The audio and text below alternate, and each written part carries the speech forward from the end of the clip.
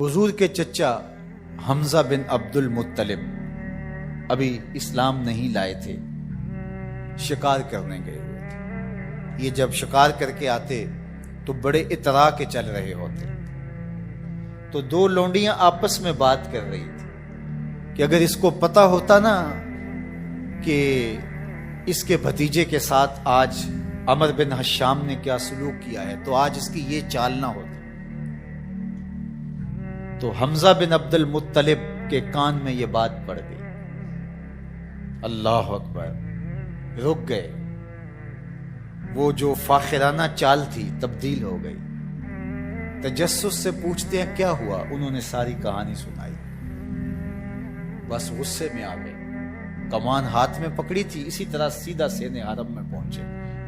صنادید قریش نشستیں جمائے بیٹھے تھے، ابو جہل بھی اپنے چیلے چانٹوں کے ساتھ ایک نشست پہ براجمان تھا۔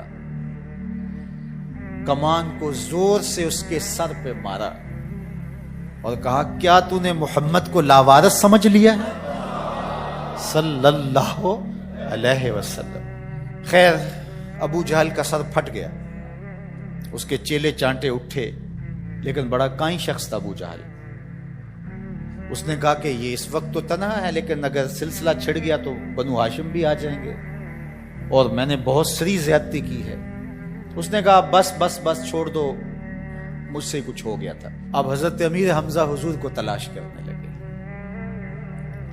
اور حضور سین حرم میں سر جھکائے سجدہ ریز تھے، اور یہ جا کے پاس کھڑے ہو گئے، یا ابن اخی، اے میرے بھائی کے بیٹے۔ حضور نے سر نہیں اٹھایا۔ پھر انہوں نے کہا، یا ابن اخی، اے میرے بھائی کے بیٹے۔ حضور پھر سجدے میں سر رکھ کے رو رہے ہیں۔ پھر انہوں نے تیسری مرتبہ کہا، یا ابن اخی، اے میرے بھائی کے بیٹے۔ حضور سجدہ ریز ہے۔ میاں صاحب فرماتے ہیں، اسی کسے دے کچھ نہیں لگ دے تے نہ کوئی ساڈا دردی۔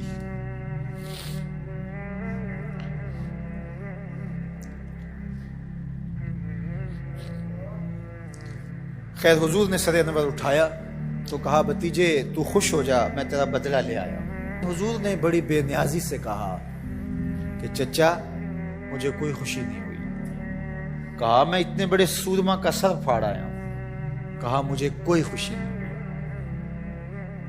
بخت یاوری کر رہا تھا۔ دوسرا جملہ کہا، تم کیسے خوش ہو گئے؟ کہا، جس رب کو میں مانتا ہوں اس کو تم بھی مانو، یہ میری خوشی کا سامان ہے، اگر مجھے یہ دے سکتے ہو تو۔ کہا، پھر دیر نہ کیجئے، ابھی اپنی غلامی میں شامل کر لیجئے۔ آقا کریم علیہ السلام احد کے اندر جب حضور کے چچا شہید ہوئے، وہ دن بھی تاریخ اسلام کا دردناک دن ہے۔ آقا کے سر پہ پٹی بندھی ہوئی تھی، آنکھوں میں آنسو تھے، اور بار بار پوچھتے تھے، ما فعل امی، میرے چچا کی بات سناؤ۔ حضور علیہ السلام سے حرم کی جانب جا رہے ہیں۔ کوہ صفا کے قریب عبداللہ ابن جدعان کا گھر ہے۔ قریب سے گزرے تو آگے سے ابو جہل آ رہا ہے۔ حضور علیہ السلام کو جب اس نے دیکھا تو بدتمیزی شروع کر، وہ الجھتا چلا جا رہا ہے، حتیٰ کہ اس نے ایک نوکیلا پتھر پکڑ کے حضور کو زخمی کر، اور آقا کے نازک بدن سے خون بہنے لگا۔ حکم جہاد نہیں آیا، اللہ کی مشیت ہے۔ حضور علیہ السلام وہاں سے سین حرم میں پہنچے، آب زمزم سے اپنے زخم دھوئے، اور اللہ کے حضور سجدہ ریز ہو گئے۔ مالک تیرے رنگ، یاری تیری سونا پر ازمیشاں تیریاں اگ، سونا پرکھیا جامدہ ہے نال اگاں دے لگ۔ حضور کے چچا حمزہ بن عبد المطلب ابھی اسلام نہیں لائے تھے، شکار کرنے گئے۔ یہ جب شکار کر کے آتے تو بڑے اطراء کے چل رہے ہوتے، تو دو لونڈیاں آپس میں بات کر رہی تھی کہ اگر اس کو پتہ ہوتا نا کہ اس کے بھتیجے کے ساتھ آج عمر بن حشام نے کیا سلوک کیا ہے تو آج اس کی یہ چال نہ ہو۔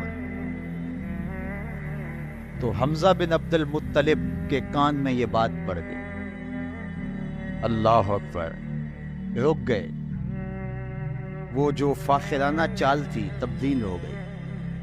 تجسس سے پوچھتے ہیں کیا ہوا؟ انہوں نے ساری کہانی سنائی. بس غصے میں آ گئے. کمان ہاتھ میں پکڑی تھی، اسی طرح سیدھا سینے حرم میں پہنچے. صنادید قریش نشستیں جمائے بیٹھے تھے. ابو جہل بھی اپنے چیلے چاٹوں کے ساتھ ایک نشست پہ براجمان تھا. کمان کو زور سے اس کے سر پہ مارا اور کہا کیا تو نے محمد کو لاوارث سمجھ لیا صلی اللہ علیہ وسلم. خیر ابو جہل کا سر پھٹ گیا. اس کے چیلے چانٹے اٹھے، لیکن بڑا کائیں شخص تھا ابو جہل. اس نے کہا کہ یہ اس وقت تو تنہا ہے، لیکن اگر سلسلہ چھڑ گیا تو بنو ہاشم بھی آ جائیں گے، اور میں نے بہت سری زیادتی کی ہے. اس نے کہا بس بس بس چھوڑ دو، مجھ سے کچھ ہو گیا تھا. اب حضرت امیر حمزہ حضور کو تلاش کرنے لگے، اور حضور سین حرم میں سر جھکائے سجدہ ریز تھے، اور یہ جا کے پاس کھڑے ہو گئے. یا ابن اخی، اے میرے بھائی کے بیٹے. حضور نے سر نہیں اٹھایا.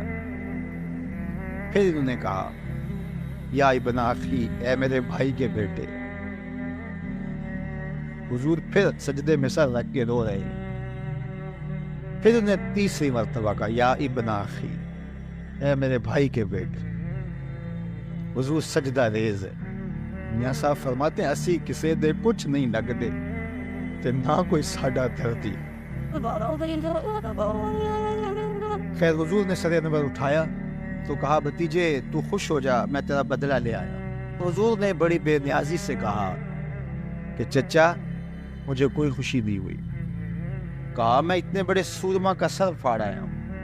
کہا مجھے کوئی خوشی نہیں. وقت یاوری کر رہا تھا. دوسرا جملہ کہا تم کیسے خوش ہو گئے؟ کہا جس رب کو میں مانتا ہوں اس کو تم بھی مان. یہ میری خوشی کا سامان ہے، اگر مجھے یہ دے سکتے. تو کہا پھر دیر نہ کیجئے، ابھی اپنی غلامی میں شامل کر لی. یہ ہوتی ہے اپنے مشن کے ساتھ وابستگی. ہم اپنے چھوٹے چھوٹے سطحی مفادات کی وجہ سے کتنے بڑے دینی نقصان کر دیتے ہیں، اور ہم جان رہے ہوتے ہیں کہ میری اس ذات سے یہ نقصان ہو رہا ہے، لیکن ہمارا نفس اتنا بڑا ہوتا ہے. لیکن یہاں مشن کے ساتھ وابستگی دیکھیے. وہ کہتے ہیں کہ بھتیجے بتاؤ تم کیسے راضی ہوتے ہو؟ تو جو حضور بولتے ابو جہل کے ٹکڑے ٹکڑے ہو چکے ہوتے چند لمحوں کے بعد. لیکن کہا نہیں، میں اس سے راضی ہوتا ہوں کہ جس رب کو میں مانتا ہوں وہ اس کو تو مان. آقا کریم علیہ السلام احد کے اندر جب حضور کے چچا شہید ہوئے، وہ دن بھی تاریخ اسلام کا دردناک دن ہے. آقا کے سر پہ پٹی بندھی ہوئی تھی، آنکھوں میں آنسو تھے، اور بار بار پوچھتے تھے ما فعل امی، میرے چچا کی بات سناؤ.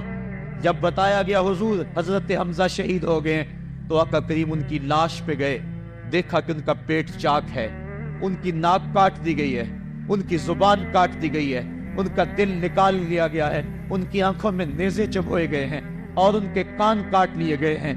آقا کریم کی آنکھوں میں اشک تھے، اور آقا کریم ما فعل امی، میرے چچا کا کیا ہوا. آقا کریم اپنی زبان پہ یہ لفظ لا رہے تھے. اور پھر جب حضرت صفی آئیں اور ان کے پاس 2 کفن کے ٹکڑے تھے، 2 کفن کے کپڑے تھے، جب حضرت امیر حمزہ کو کفن دیا جانے لگا، کہا 7 انصاری کی لاش پڑی ہوئی ہے، کہا انہیں بھی کفن دو.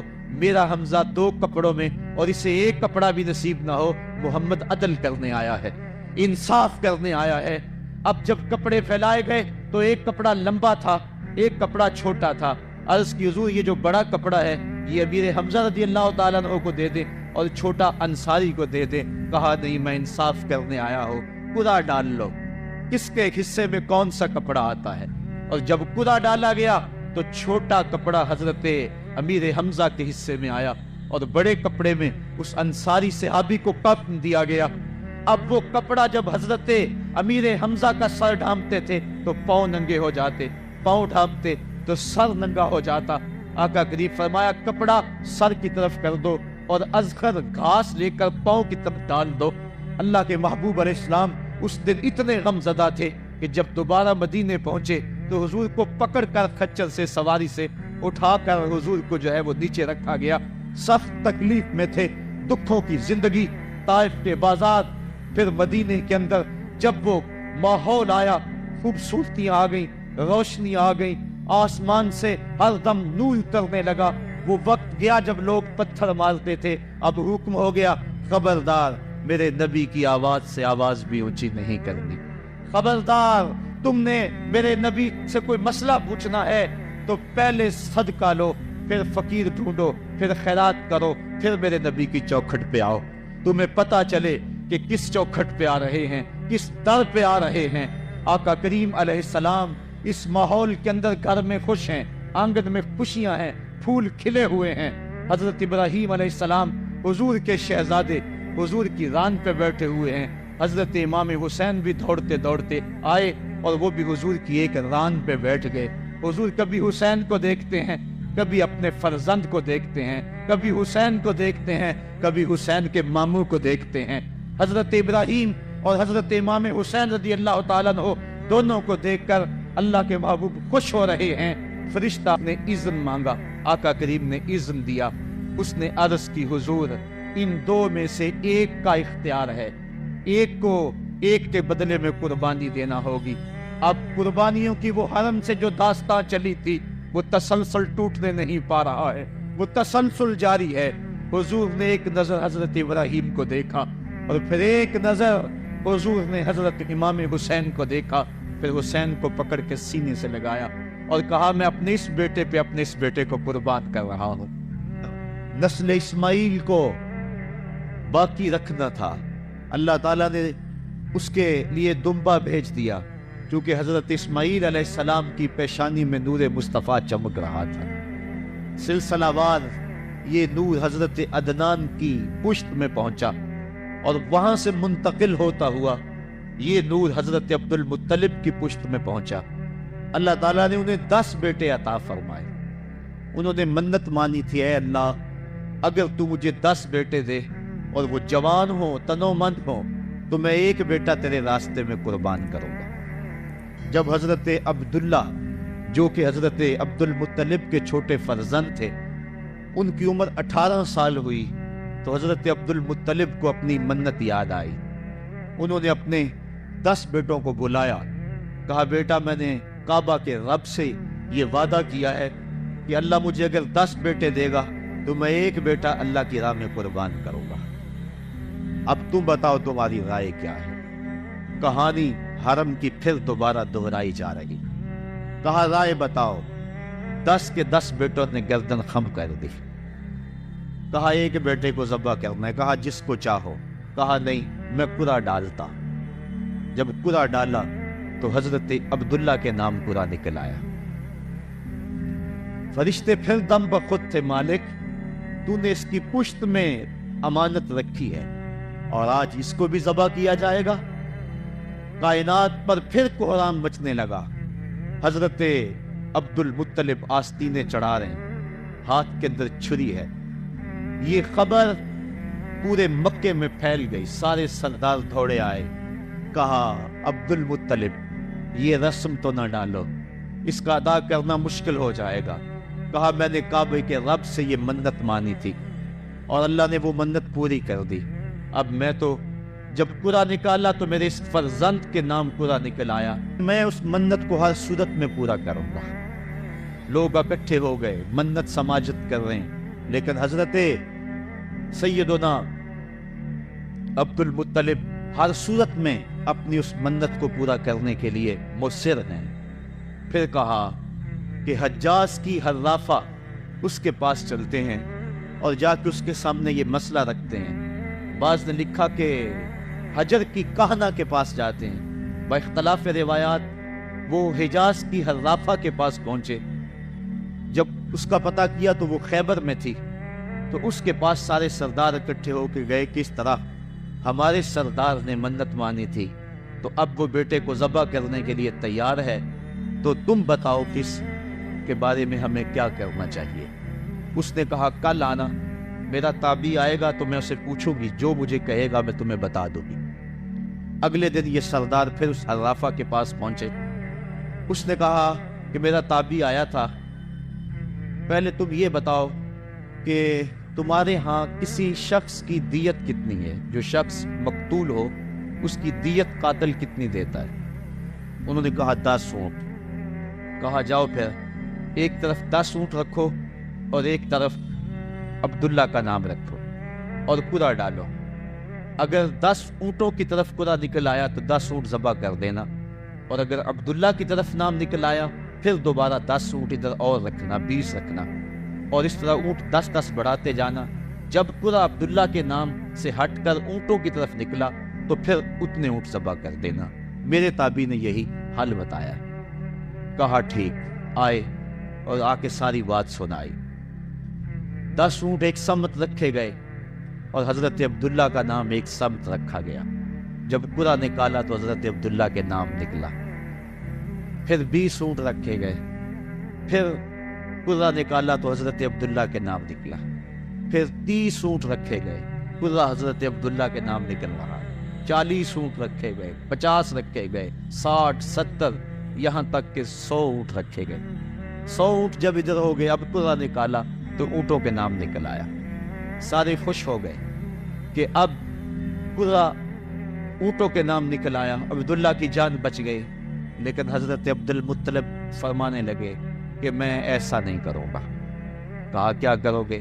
کہا 1 مرتبہ نکلا ہے، 3 مرتبہ قرعہ ڈالو، اگر تینوں مرتبہ عبداللہ کے نام کی بجائے اونٹوں کے نام نکلا تو پھر میں سمجھوں گا کہ اللہ کی طرف سے یہی مرضی ہے، ورنہ میں اپنے بیٹے کی گردن پہ چھری رکھ دوں گا۔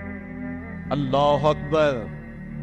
مکے کے اندر سردار بھی دعائیں مانگ رہے ہیں۔ اللہ اکبر! ایمن بھی دعا مانگ رہی ہے، مکے کے پربت دعائیں مانگ رہے ہیں، کائنات کا ذرہ ذرہ دعائیں مانگ رہے ہیں۔ قرعہ جب ڈالا گیا تو دوسری مرتبہ بھی قرعہ اونٹوں کے نام نکلا۔ اب تیسری مرتبہ جب قرعہ ڈالا گیا تو ہر ایک کا دل دھڑک رہا ہے۔ حضرت عبد المطلب تیار ہیں، کہا اگر تیسری مرتبہ بھی قرعہ اونٹوں کے نام نہ نکلا تو میں اپنے بیٹے کی گردن پہ چھری پھیروں گا، چونکہ میں نے کعبے کے رب سے منت مانی ہوئی ہے۔ جب تیسری مرتبہ قرعہ ڈالا گیا تو وہ بھی اونٹوں کے نام نکلا۔ 100 اونٹ ذبح کر دیے گئے۔ حضرت عبداللہ جو کہ حضور کی امانت کے امانت دار تھے، ان کی زندگی محفوظ ہوئی۔ حضور علیہ السلام فرمایا کرتے تھے انا ابن الذبیحین، لوگوں میں 2 ذبیحوں کا بیٹا ہوں، ایک ذبیح اسماعیل علیہ السلام ہے اور ایک ذبیح میرے والد حضرت عبداللہ رضی اللہ تعالیٰ عنہ۔ جلدی سے حضرت عبداللہ کی شادی کی گئی۔ حضرت آمنہ سلام اللہ علیہا آپ سے نکاح ہوا، شادی کو بھی چند ماہ ہی گزرے تھے کہ حضرت عبداللہ رضی اللہ تعالیٰ عنہ شام کی طرف تجارت کی غرض سے گئے۔ واپس جب مدینہ طیبہ پہنچے تو ان کی طبیعت خراب ہو گئی، تو وہ چند لمحے چند دن وہاں رک گئے۔ قافلہ بھی رکا لیکن طبیعت سنبھل نہیں رہی تھی، قافلے والے انہیں وہاں چھوڑ آئے اور واپس آ گئے۔ کچھ دنوں کے بعد خبر پہنچی کہ حضرت عبداللہ رضی اللہ تعالیٰ عنہ کا مدینے میں انتقال ہو گیا۔ حضور علیہ السلام شکم مادر میں، فرشتوں نے کہا مالک تیرے نبی تو شکم مادر میں یتیم ہو گیا۔ اے اللہ تیرا نبی تو شکم مادر میں یتیم ہو گیا۔ آواز آئی آنا حافظ ہو و آنا ناصر ہو و آنا کافل ہو، تم کیوں پریشان ہوتے ہو؟ میں اس کی حفاظت بھی کروں گا، اس کی مدد بھی کروں گا، اس کی کفالت بھی کروں گا۔ حضرت عمر رضی اللہ تعالی عنہ کا زمانہ ہے، جب یروشلم فتح ہوا، حضرت ابو عبیدہ بن جراح رضی اللہ تعالی عنہ حضرت عمر کو دعوت دیتے ہیں کہ آپ مدینے سے چلیں اور یروشلم میں پہنچیں۔ حضرت عمر مدینے سے چلتے ہیں، کتنا بڑا قافلہ لے کر کے، کتنا پروٹوکول ہے۔ حضرت عمر اکیلے اور ساتھ ایک غلام، اور اونٹ بھی ایک، باری باری سوار ہوتے ہیں، کبھی غلام سوار ہوتا ہے، کبھی عمر سوار ہوتا ہے۔ حکمران تو وہ تھے لوگوں کی دہلیز پہ امن دینے والے، لوگوں کی چوکھٹ پہ جو ہے وہ نور بانٹنے والے، آج کے حکمرانوں نے تمہیں رمضان المبارک کے اندر لوڈ شیڈنگ کا پیکج دیا ہے، اور آج بچے بھی تڑپ رہے ہیں اور جوان بھی سسک رہے ہیں، اور ماہ سیام میں جن اذیتوں میں قوم کو مبتلا کر دیا ہے وہ کسی سے مخفی نہیں ہے۔ اور تمہیں میں حضرت عمر کی کہانی سناؤں۔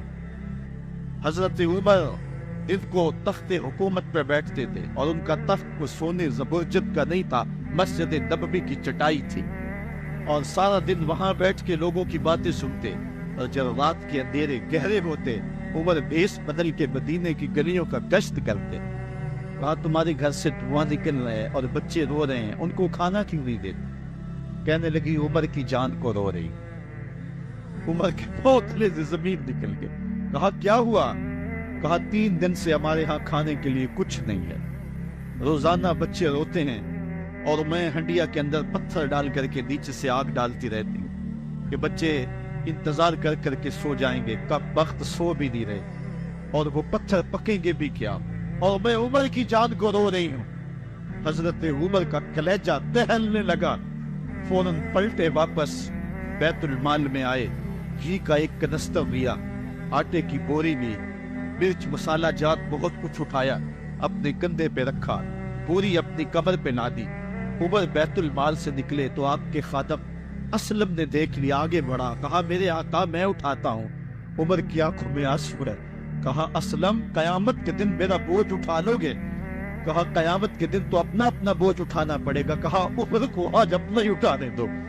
حضرت عمر وہ گھی کا کنستر اور وہ آٹے کی بوری سر پہ اٹھائے ہیں، اور اس خاتون کے گھر جاتے اور دستک دیتے ہیں۔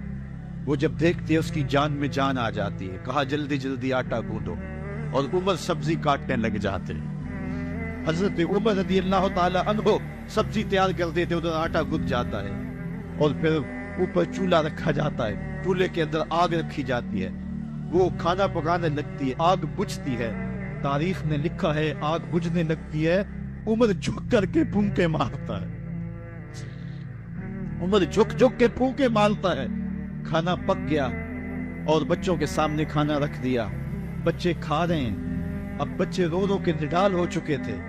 حضرت عمر اپنے ہاتھوں کو اور اپنے گھٹنوں کو اور اپنے پاؤں کو زمین پہ لگا کے، جس طرح بکری کا بچہ چلتا ہے ویڑے کے اندر، کبھی ادھر چلتے ہیں کبھی ادھر چلتے ہیں، تاکہ بچے مجھے دیکھ کے خوش ہو اور دل میں کہتے ہیں عمر جتنا رلایا ہے اب اتنا ہنسانا بھی پڑے گا۔ تو کبھی عمر امیر المومنین، یہ میں کسی آج کے جو ہے وہ لوگوں کے ووٹوں پہ منتخب ہونے والے حکمران کی کہانی نہیں سنا رہا، میں اس عمر کی کہانی سنا رہا ہوں جو 23 لاکھ مربع میل کا حکمران ہے، آدھی دنیا کا بادشاہ ہے۔ حضرت عمر جو ہے جس طرح بکری کا بچہ چلتا ہے، اس طرح اپنے ہاتھ اور اپنے گھٹنے زمین پہ ٹیک کر کے جو ہے وہ اس طرح چلتے ہیں۔ بچے عمر کو دیکھ کے مسکراتے ہیں۔ جب بچے مسکرانے لگے تو حضرت عمر نے اس خاتون سے کہا بڑھیا عمر کو معاف کر دے۔ اس نے کہا تو اتنی ہمدردی کیوں کرتا ہے؟ کہا عمر بیچارہ بڑا پھنسا ہوا ہے، فکر ہے اس کو یرموک و فسطاط و حلوان کی، جب فتح ہے مصر تو تیاری ہے ایران کی، آتے جاتے وفد سے ملاقات بھی کرتا ہوگا، آتے جاتے وفد سے ملاقات بھی کرتا ہوگا، اور شب کو معلوم حالات بھی کرتا ہوگا، کانٹوں میں الجھی ہوئی بیچارے کی جان ہے، نیند اس کو بھی آتی ہے، آخر وہ انسان ہے، میری بہن عمر کو معاف کر دے۔ اس نے کہا نانا عمر کی بات میرے سامنے نہ کر، قیامت کا دن ہوگا، عمر کا گریبان ہوگا اور میرا ہاتھ ہوگا۔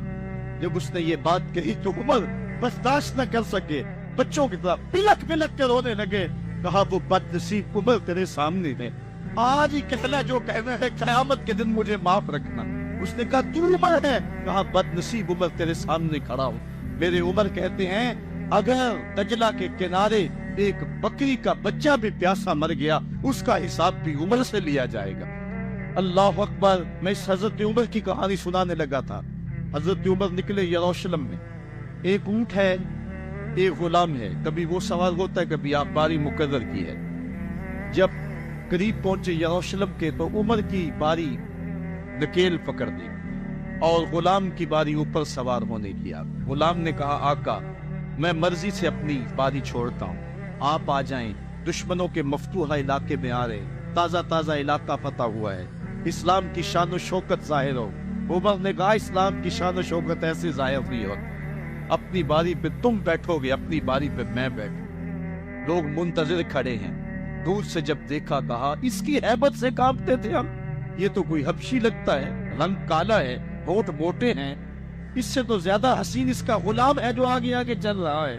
حضرت ابو عبیدہ نے کہا دھوکہ کھا رہے ہو، ہمارا آقا وہ نہیں ہے جو اونٹنی کے اوپر سوار ہے، ہمارا آقا وہ ہے جو لگام تھامے آگے آگے چل رہا ہے۔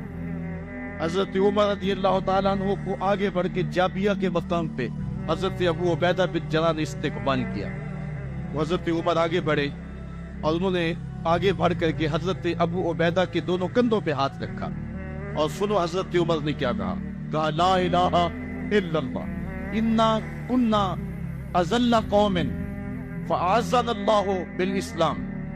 کہا کہ لا الہ الا اللہ، اے ابو عبیدہ بن جراح، ہم ایک ذلیل قوم تھے اور اللہ نے ہمیں اسلام کی وجہ سے عزت عطا کی۔ اور میں تمہیں ایک تاریخ ساز بات کہنے لگا ہوں، اور وہ یہ ہے کہ جب تک ہم اس عزت والے اسلام کے دامن کو تھامے رہیں گے ہماری عزت قائم رہے گی، اور جب اسلام کے علاوہ کسی اور جگہ سے عزت ڈھونڈیں گے تو رسوا کر کے رکھ دیے جائیں۔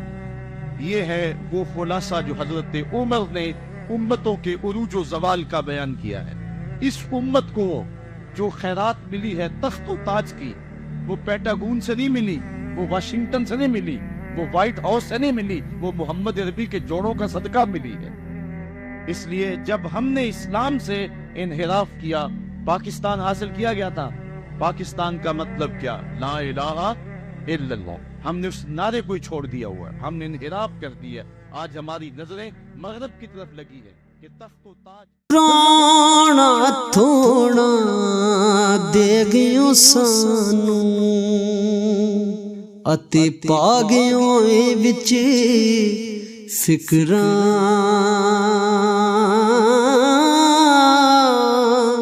پاٹی لیر پرانی وانگوں